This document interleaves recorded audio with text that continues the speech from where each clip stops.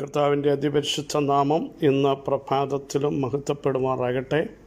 എല്ലാ മാന്യ സഹോദരങ്ങൾക്കും വേഗം വരുന്ന യേശു ക്രിസ്തുവിൻ്റെ അനുഗ്രഹീത നാമത്തിൽ ക്രിസ്തീയ വന്ദനത്തെ അറിയിക്കുന്നു. ഓരോ ദിവസവും കരം പിടിച്ച് നടത്തുന്ന ദൈവത്തിൻ്റെ കരുണയ്ക്കും കരുതലിനുമായി നന്ദിയോടെ സ്തോത്രം ചെയ്യാം. യഹോവയാം യാഹിൽ ശാശ്വതമായൊരു പാറയുള്ളതിനാൽ ഈ ദൈവത്തിൽ എന്നേക്കും ആശ്രയിപ്പാൻ അവിടുന്ന് നമ്മയെല്ലാം ഇടയാക്കട്ടെ എന്ന് പ്രാർത്ഥിക്കുന്നു. കണ്ണിനെ കണ്ണുനീരിൽ നിന്ന്, കാലിനെ വീഴ്ചയിൽ നിന്ന്, പ്രാണനെ മരണത്തിൽ നിന്ന് വിടുവിച്ച് ജീവനോടെ ഓരോ ദിവസവും നിർത്തുന്നതോർത്ത് നന്ദിയോടെ പറയാൻ തയ്യാറാവണം.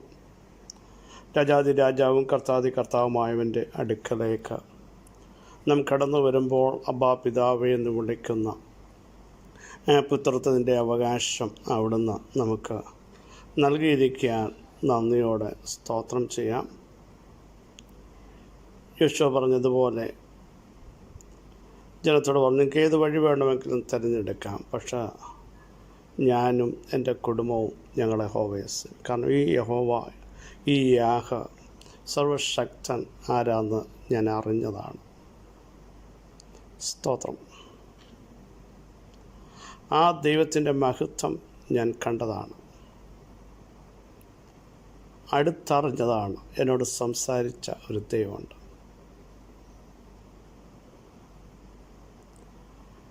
പോകുന്നിടത്തൊക്കെയും നടത്താമെന്ന് പറഞ്ഞൊരു ദൈവം, കൂടെ ഇരിക്കാമെന്ന് പറഞ്ഞൊരു ദൈവം, എൻ്റെ ജീവിതത്തിൻ്റെ എൻഡ് വരെ എന്നെ നടത്തി. അതുകൊണ്ട് മാത്രമല്ല, ഈ ദൈവം സർവശക്തൻ, സർവജ്ഞാനി, സർവവ്യാപി. അതിന് രുചിച്ചറിഞ്ഞു പോയ പാതകളിൽ അവിടുത്തെ ശബ്ദം കേൾപ്പിച്ച് ഞങ്ങളെ നടത്തിയ ഒരു ദൈവമുണ്ട്. അനേക ശക്തികളെതിരെ നിന്നു.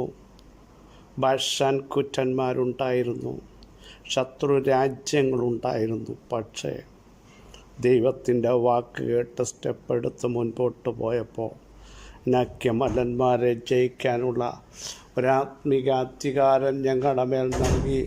ഞങ്ങളെ ആത്മാവിൽ നടത്തിയ, ശക്തീകരിച്ച ദൈവത്തിന് നന്ദി പറയാൻ ഞങ്ങൾക്ക് കഴിയും. ആ ദൈവത്തെ വിട്ട് മറ്റെങ്ങോട്ടും പോകാൻ, മറ്റാരെയും സേവിക്കാൻ, മറ്റാരുടെയും മുഖത്തേക്ക് നോക്കാൻ ഞങ്ങൾക്ക് സാധ്യമല്ല. ഞങ്ങൾ ജീവിക്കുന്ന കാലത്തോളം ഈ ദൈവത്തെ അല്ലാതെ വേറൊരിടത്തും ഞങ്ങൾ ആശ്രയിക്കുകയില്ല. അതുകൊണ്ട് ഞാനും എൻ്റെ കുടുംബവും ഞങ്ങൾ യഹോവയെ സേവിക്കും. ധൈര്യത്തോടെ ഇന്ന് പകൽ നമുക്ക് പറയാൻ കഴിയുമോ? പ്രിയരെ, പ്രതിസന്ധികൾ അവർക്കെതിരെ വന്നില്ലേ? ശത്രു രാജ്യങ്ങളുണ്ടായിരുന്നില്ലേ? മരുഭൂപ്രയാണങ്ങളില്ലായിരുന്നോ? അനാക്യമല്ലന്മാർ, അതികായകന്മാരല്ലേ? പക്ഷേ ഇവിടൊക്കെയും നടത്തിയൊരു ദൈവമില്ലേ? കഴിഞ്ഞ സംവത്സരങ്ങളൊന്ന് തിരിഞ്ഞ് ചിന്തിച്ച് നോക്കുക. എത്രയോ വേദനകളുടെയും സംഘർഷങ്ങളുടെയും സങ്കടങ്ങളുടെയും നടുവിൽ എനിക്ക് സാധ്യമെന്ന് പറഞ്ഞ, സഹായിക്കാമെന്ന് പറഞ്ഞ സാഹചര്യങ്ങളെതിരായപ്പോഴും സർവശക്തൻ്റെ കരം നമ്മെ ചലിപ്പിച്ചതോർത്ത് ഇന്ന് പകൽ നന്ദി നിറഞ്ഞ ഹൃദയത്തോടെ ദൈവത്തെ സ്തുതിക്കാനും ദൈവത്തെ മഹത്വപ്പെടുത്താനും അവിടുത്തെ മുൻപാകെ താഴുവാനും ധൈര്യത്തോടൊരു പ്രതിജ്ഞ എടുക്കണം. ഞാനും എൻ്റെ കുടുംബവും ഞങ്ങൾ ഈ ദൈവത്തെ സേവിക്കും.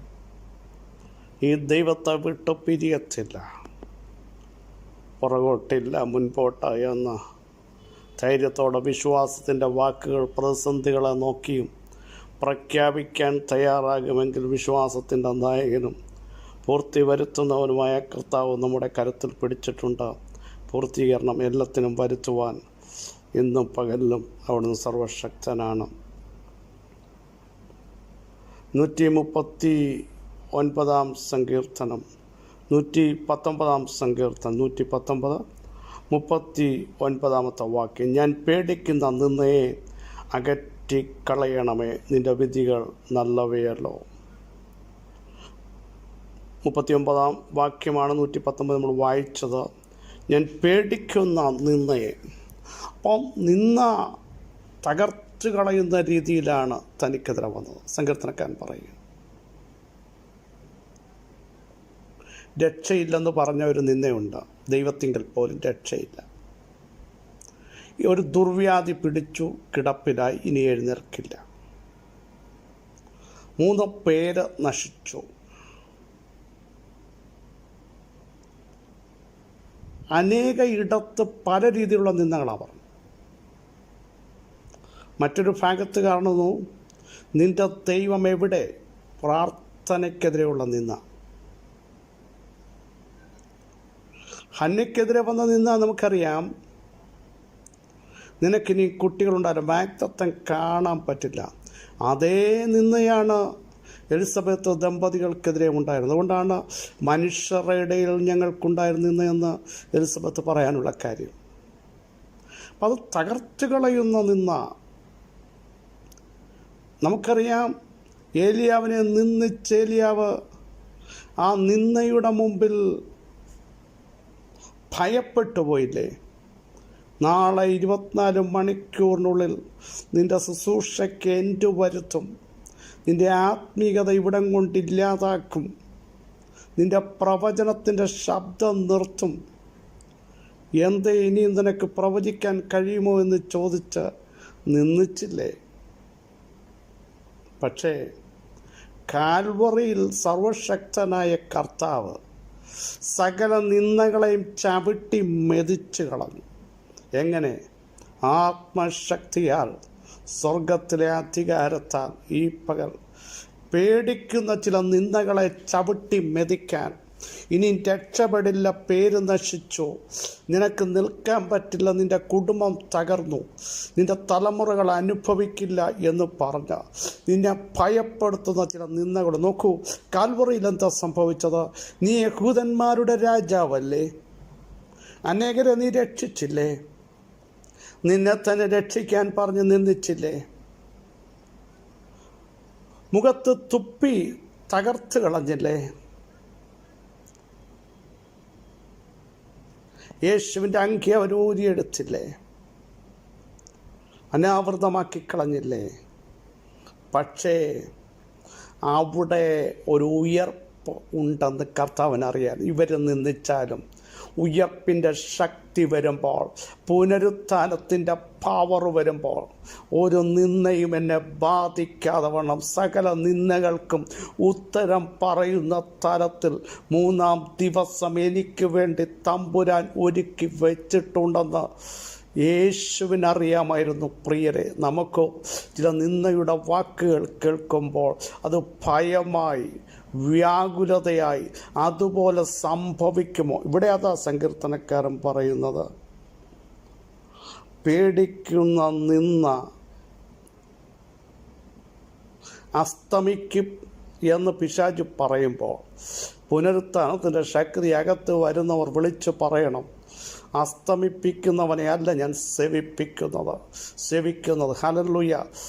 യെസ്, ഫുൾ സ്റ്റോപ്പ് ഇടുന്നു എന്ന് പറയുന്നിടത്തു നിന്ന് തുടങ്ങാൻ കഴിവുള്ളവനെ, ഇടിച്ചു കളഞ്ഞു എന്ന് പറയുമ്പോൾ പണിയാൻ കഴിവുള്ളവനെ, ഇനിയും നിവർക്കാൻ പറ്റില്ലെന്ന് പറയുമ്പോൾ കുനിഞ്ഞിരിക്കുന്നവരെ നിവർത്തുന്ന ഈ വചനത്തിൻ്റെ ശക്തിയൊക്കെ ഇന്ന് പകൽ നമ്മുടെ അകത്ത് വരുമ്പോൾ സകല നിന്ദകൾക്കും ഒരു ഉത്തരമുണ്ട് കേട്ടോ, യേശുവിൻ്റെ നാമത്തിൽ. ഹല്ലേലൂയ. അങ്ങനെ ഭയപ്പെടുത്തിക്കൊണ്ടിരിക്കുമ്പോൾ യേശുവിന് ഭയം വന്നില്ല. കാരണം വാഗ്ദത്തമുണ്ടായിരുന്നു. 3-ാം ദിവസം ഉയർത്തെഴുന്നേൽക്കുമെന്ന് തൻ്റെ വാഗൊണ്ട് തന്നെ താൻ എത്രയിടത്ത് വിശ്വാസം പ്രഖ്യാപിച്ചെങ്കിൽ നിന്നയുടെ മുമ്പിൽ തലകുനിക്കപ്പെടുന്നവനല്ല അഭിഷക്തൻ. ഈ പകൽ വിശ്വസിക്കുക, നിന്നയുടെ വാക്കുകൾ കൊണ്ട് നിന്നെ ഒതുക്കുന്ന മണ്ഡലങ്ങൾ, അത് നിൻ്റെ വിശ്വാസത്തിൻ്റെ വീര്യം ചോർത്തിക്കളയുക. ഇതല്ലേ ഇസ്രായേൽ മക്കളെ വെല്ലുവിളിച്ചത്? നിൻ്റെ ദൈവം എവിടെ എന്ന് ജാതികളുടെ ഇടയിൽ പറഞ്ഞില്ലേ? പക്ഷെ ജനം കരയാൻ തുടങ്ങി. ഈ വാക്ക് കേട്ടപ്പോൾ അനുദപിക്കാൻ തുടങ്ങി. അവർ തകർന്ന ഹൃദയത്തോടെ കർത്താവിൻ്റെ അടുക്കിലേക്ക് മടങ്ങി വന്നപ്പോൾ കർത്താവ് പറഞ്ഞു, ഞാൻ എൻ്റെ ജനത്തെ ആദരിക്കുന്നു. ഞാൻ അവരുടെ നടുവിലേക്ക് ഇറങ്ങി വന്നിരിക്കുന്നു. എൻ്റെ ജനം ഇനി ലജ്ജിച്ചു പോവില്ല. അവരുടെ ചോദ്യങ്ങൾക്ക് ഇത് ഉത്തരമായി ഞാൻ അവരുടെ നടുവിൽ ഇറങ്ങി വന്ന് അവരുടെ ലജ്ജകളെയും നിന്ദകളെയും അപമാനങ്ങളെയും അകറ്റിക്കളയുകയാണ്. ഈ പകൽ നിന്ദിച്ച് വേദനിച്ച് എന്തായി തീരുമെന്ന് ചിന്തിക്കുന്ന ചിലരുടെ നിന്ദകളെയും അപമാനങ്ങളെയും വേദനകളെയും എടുത്തു മാറ്റിക്കളയുന്ന സർവശക്തനായ ദൈവത്തിൻ്റെ സാന്നിധ്യം തൻ്റെ ജനമൊന്ന് തിരിച്ചറിയട്ടെ. എന്നാൽ എങ്ങനെ ഈ നിന്നയെ നമുക്ക് അകറ്റിക്കളയാം? അതിന് ചെയ്യേണ്ടത് അതിൻ്റെ 42-ാം വാക്യവും ശ്രദ്ധിക്കൂ. ഞാൻ നിൻ്റെ വചനത്തിൽ ആശ്രയിക്കുന്നത് കൊണ്ട് എന്നെ നിന്ദിക്കുന്നവനോട് ഉത്തരം പറവാൻ ഞാൻ പ്രാപ്തനാകും. അപ്പോൾ വചനത്തിൽ ആശ്രയിക്കുന്ന ഒരു വ്യക്തിക്ക് നിന്നയുടെ വാക്കുകൾ കൂരമ്പുകൾ പോലെ പതിഞ്ഞാലും അതിനെ ജയിക്കാൻ വചനത്താൽ കഴിയും. വചനത്താൽ ജീവിക്കും. വചനത്താൽ സൗഖ്യം വരും. വചനമയച്ചു വിടുവിക്കും. വചനം അയച്ച കാര്യങ്ങൾ സാധിപ്പിക്കും. വചനം കുഴികളിൽ നിന്ന് കയറ്റും. Praise the Lord. വചനം സൗഖ്യം പ്രദാനം ചെയ്യും. അടിപ്പിൻ്റെ ശക്തി വ്യാപരിക്കും. വചനം അങ്ങോട്ട് ഉരുവിട്ട് കഴിഞ്ഞാൽ വചനത്തിലെ അത്ഭുതങ്ങൾ അങ്ങോട്ട് പ്രഖ്യാപിക്കാൻ തയ്യാറാകുമെങ്കിൽ വചനത്തിൽ സംഭവിച്ച അത്ഭുത പ്രവർത്തികൾ കനാവിലെ കല്യാണ വീട്ടിൽ ഹല്ലേലൂയ 5 അപ്പം കൊണ്ട് 5000 പേരെ പോഷിപ്പിച്ചത്. Yes, hallelujah. ചീഞ്ഞളിഞ്ഞു എന്ന് പറഞ്ഞ് നാറ്റം വച്ചു എന്ന് പറഞ്ഞ ലാസറിനെ ഉയർപ്പിച്ചത്, മക്കളുണ്ടാകത്തില്ലെന്ന് പറഞ്ഞ സെക്കരിയ എലിസബത്ത് ദമ്പതികളുടെ ജീവിതത്തിൽ തലമുറകളെ നൽകിയത്, അസ്ഥികൾ ജീവിക്കത്തില്ലെന്ന് പറഞ്ഞപ്പോൾ ആത്മാവിൽ പ്രവചിച്ചപ്പോൾ അവരൊരു സൈന്യമായി എഴുന്നേറ്റു നിന്നത്, പത്മോസിൻ്റെ ഏകാന്തതയിൽ സംസാരിക്കുന്ന കർത്താവ് മരണത്തെ ജയിച്ചിട്ട് മരണത്തിൻ്റെയും പാതാളത്തിൻ്റെയും കീ എൻ്റെ കൈവശമുണ്ടെന്ന് പറഞ്ഞ വചനത്തിൻ്റെ ആഴങ്ങൾ അങ്ങോട്ട് പ്രഖ്യാപിക്കാൻ തയ്യാറാകൂ. സകല നിന്ദകളും ഇന്നും പകൽ നീങ്ങിപ്പോകുക. ദൈവത്തിൻ്റെ വചനത്തിൽ ആശ്രയിക്കുന്നവൻ നിന്ദിക്കുന്നവരോടും മറുപടി പറയത്തക്ക രീതിയിൽ ഈ പകൽ പ്രാപ്തന്മാരാകാൻ പോകുക. വിശ്വസിക്കുക, വചനത്തിൽ ആശ്രയിക്കണം. ഹല്ലേലൂയ. വചനം വിശ്വസിക്കണം. വചനം ഏറ്റുപറയണം.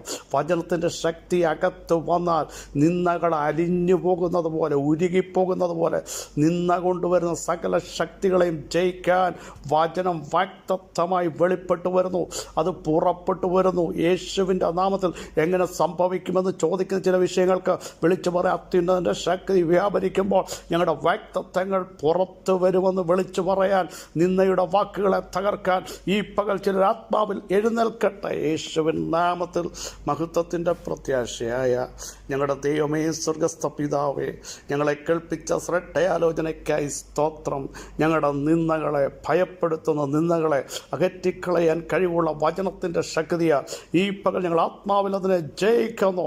ഞങ്ങൾ എഴുന്നേൽക്കുമെന്ന് വിളിച്ചു പറയുന്ന, ഞങ്ങൾ ജീവനോടെ ഇരുന്ന യഹോവയുടെ പ്രവർത്തികളെ വർണ്ണിക്കുമെന്ന് വിളിച്ചു പറയുന്ന, എൻ്റെ ദൈവത്താൽ വീര്യം പ്രവർത്തിക്കുമെന്ന് വിളിച്ചു പറയുന്ന വചനത്തിൻ്റെ ശക്തിയുടെ വാക്കുകൾ ഞങ്ങളുടെ നിന്ദകളെ അകറ്റാൻ പ്രാപ്തിയുള്ളതായിരിക്കാൻ സ്തോത്രം. ഇന്ന് പകലിലും കർത്താവ് നൽകിയ വിടുതലുകൾക്കായി, സൗഖ്യത്തിനായി, സമാധാനത്തിനായി, ഭയത്തെ എടുത്തു മാറ്റിയതിനാൽ ഞങ്ങൾ അങ്ങേക്കും നന്ദി പറയുന്നു. സകല മഹത്വവും തൃപ്പാദത്തെങ്കിൽ മാത്രം അർപ്പിക്കുന്നു. യേശു ക്രിസ്തുവിൻ്റെ ധന്യമുള്ള നാമത്തിൽ കൃപയുണ്ടായി പ്രാർത്ഥന കേൾക്കണമേ. ആമേൻ. ക്രിസ്തുവിൽ വാത്സല്യ സഹോദരങ്ങളെ, ധൈര്യത്തോടെ പറ, ഞങ്ങളുടെ നിന്ദകളെ ദൈവം എടുത്തു മാറ്റി. ഞങ്ങളുടെ അപമാനങ്ങളെ എടുത്തു മാറ്റി. പേടിക്കുന്ന നിന്ദകൾക്ക് ഉത്തരം പറയാൻ ഞങ്ങൾ വചനത്തിൽ ആശ്രയിച്ചു. അതുകൊണ്ട് അതിന് തക്ക ഉത്തരം പറയാൻ ദൈവം ഞങ്ങളുടെ ആധാരത്തെ ബലപ്പെടുത്തിയെന്ന് ധൈര്യത്തോടെ പറയാൻ ദൈവ ദിവസങ്ങൾ നന്മയ്ക്കായി ചില അടയാളങ്ങൾ നൽകും. വിശ്വസിക്കുന്നവർ സ്തോത്രം ചെയ്യൂ. ഈ വചനങ്ങൾ കർത്താവ് നിങ്ങളെ സഹായിക്കട്ടെ. ക്രിസ്തുവിൽ നിങ്ങളുടെ സഹോദരൻ പാസ്റ്റർ ബിജു മാത്യു.